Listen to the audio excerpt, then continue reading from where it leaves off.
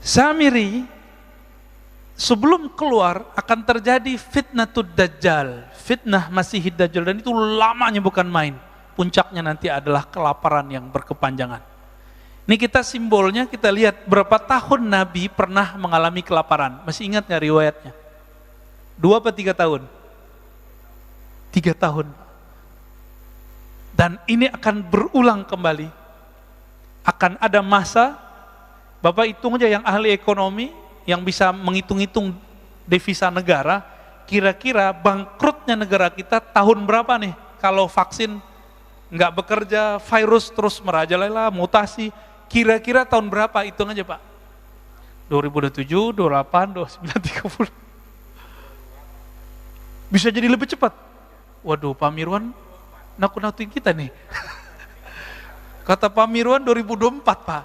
Belum Pak, 2024 masih ada duit. Masih ada devisa. Ya. 2024 kalau hitung-hitungan mereka masih ada.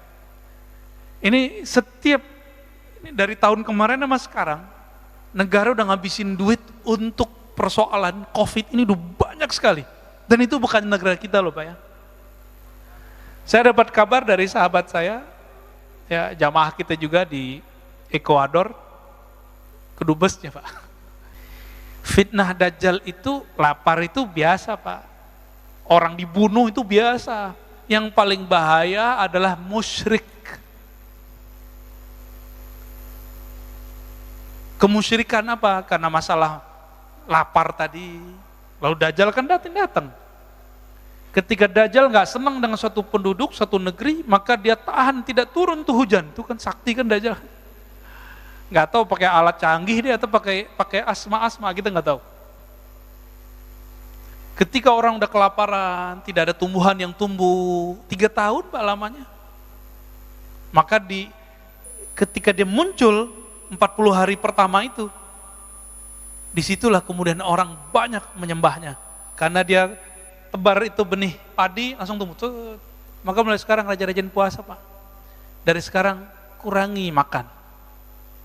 Kurangi hajat untuk makan. Ini nggak makan dikit, istri telat dikit masak marah sama istri ya. Ini gimana mau ketemu Dajjal ntar?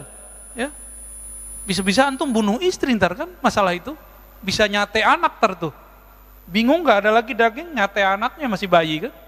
Nauzubillah min dzalik. Nauzubillah min dzalik.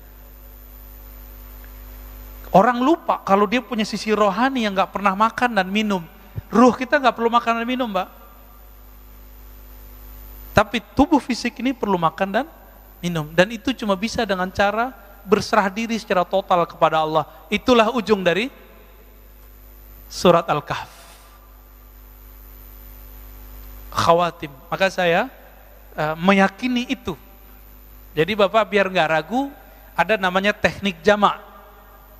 Teknik jamak itu kalau ketika hadisnya 2, amalannya jadi 2-nya. Baca 10 sama baca 10 awal 10 akhir. Lebih cakep lagi baca dari awal sampai, karena Ashabul Kahf, cerita di surat Al-Kahf itu cerita akhir zaman, semua berulang. Ya'juj Ma'juj, Nabi Khidir terulang semua Pak di situ. Ya, silakan dibaca, direnungi setiap hari Jumat. Ya. Kalau dia mengerti ayat ini, merasuk ke dalam dirinya makna itu, insya Allah itu jadi benteng dia nanti. Tapi Nabi kasih tahu, jika kamu mendengar Dajjal keluar, menghindar. Falya'ni anhu, menghindar darinya. Jangan merasa sok-sok hebat. Yang selamat nanti cuma anak kecil Pak. Anak kecil yang sekarang ada di Al-Quds.